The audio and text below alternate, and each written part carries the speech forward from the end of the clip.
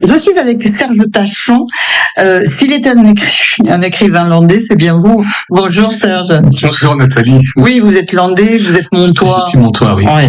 Et vous écrivez depuis toujours, j'ai l'impression de dire. Non, pas depuis toujours, non. Non, j'ai commencé dans les années 2016-2017. Donc, vous voyez, c'est... Ne me dites pas que avant vous n'aviez pas des bouts de papier. Non, absolument pas. Bon. Non, j'étais un très grand lecteur. Ouais.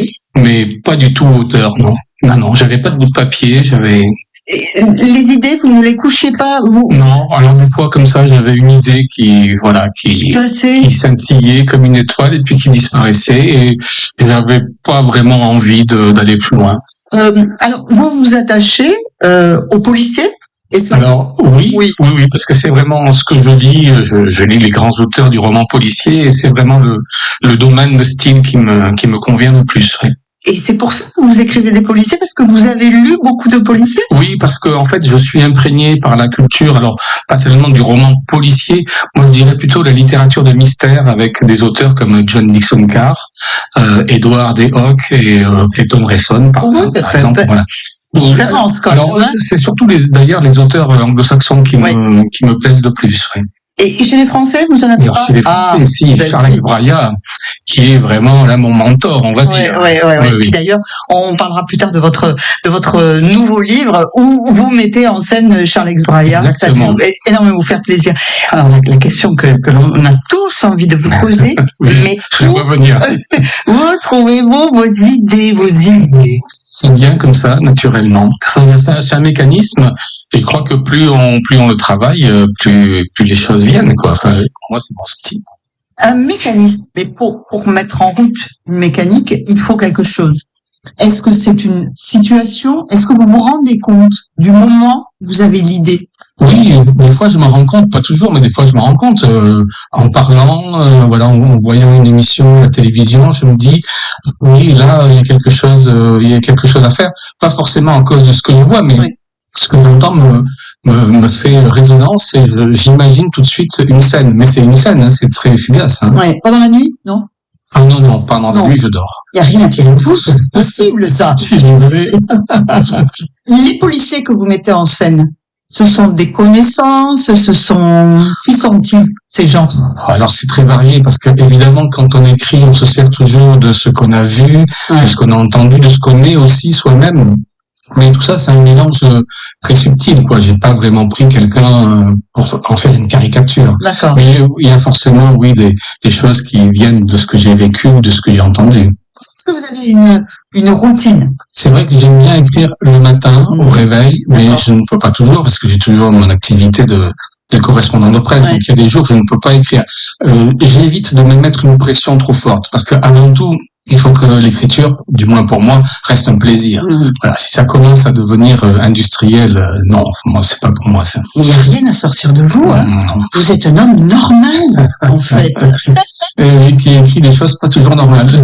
Ah mais ça je l'ai pas dit. Merci beaucoup Serge Tachon. Merci à vous, à bientôt. C'est France Bleu Gascogne. Je suis avec Serge Tachon pour son nouveau livre. Bonjour. Bonjour Serge. Nathalie. Vous allez nous donner le titre qui est formidable. Ah oui, vous aimez le titre? Ah oui. Aidez-moi le titre pour une fois, parce que des fois c'est l'éditeur qui me souffle le titre. Ah bon? Oui, ça peut arriver, oui. Mais là c'est moi qui l'ai trouvé, Vifloc, Garbure et Coufouré. Quoi d'abord? Il fallait un titre qui ait une accroche régionale. Je veux dire, ici, le floc, la garbure, on n'a pas besoin d'expliquer ce que c'est. On a les pieds dedans, on a le nez dedans. Exactement. Les coups fourrés, on le voit en lisant le livre. C'est un hommage, j'ai envie de dire. Oui, c'est un hommage. Respectueux à Charles Braillat, qui est un grand auteur de romans, de littérature, de policiers. C'est ça, exactement. Et on ne compte plus. Il a une centaine de romans. Plus de 100 romans policiers. Policiers. Parce qu'il n'a pas écrit que du policier. Non, il n'a pas écrit que du policier. Il a écrit de beaux romans de littérature blanche, des sagas familiales. Ouais. C'est un Stéphanois. Et pourquoi vous avez une telle adoration? Il faut parler d'adoration. Ouais, une grande admiration. Une admiration pour Charles Braillat. Mais parce que le premier roman policier français que j'ai lu en entier au collège était un roman de Charles Braillat. Ah d'accord. J'avais fait des essais avec quelques auteurs français et j'avais trouvé ça pas vraiment accrocheur ni intéressant, tandis que lui, j'ai trouvé qu'il avait une veine, une inspiration. Enfin, pour l'époque, j'ai trouvé que ça détonnait complètement de ce que j'avais lu jusqu'à présent. Parce que son époque, c'est quand? C'était les années 70, hein. Ouais. Les années 70, il a vraiment eu son ère de gloire. Il est mort en 89. En 89, il est né en 1906. Voilà, donc les années 70, c'était vraiment sa grande période avec son personnage phare Imogène. Imogène.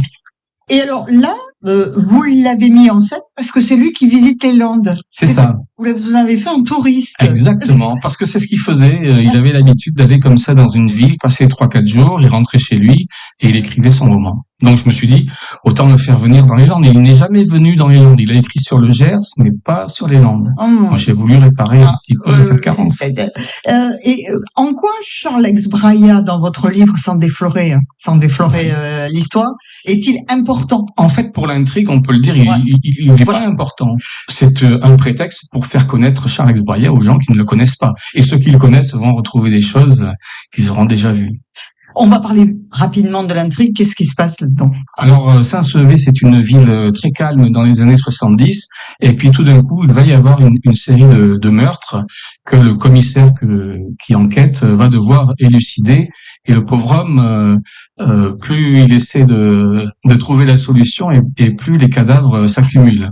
Alors, c'est un petit clin d'œil d'ailleurs ça à Charles-X Braillat, qui était un auteur très soft de romans policiers, mais par contre dans ses romans ça y allait à la dizaine quoi. Hein. Ah oui. Mais il ne s'apesantissait pas sur les détails. D'accord. Mais voilà, ça il y avait des morts. Il y avait des morts. Ouais, il y avait des morts. Parce que moi, Charles-X Braillat, j'étais toute petite quand j'ai lu son premier roman.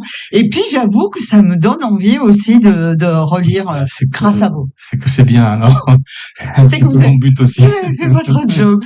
Floc, Garbure et Coufouré, Charles-X Braillat visite les Landes. C'est aux éditions Le Geste Noir de chez Geste Éditions. Merci beaucoup, Serge. À bientôt. Merci.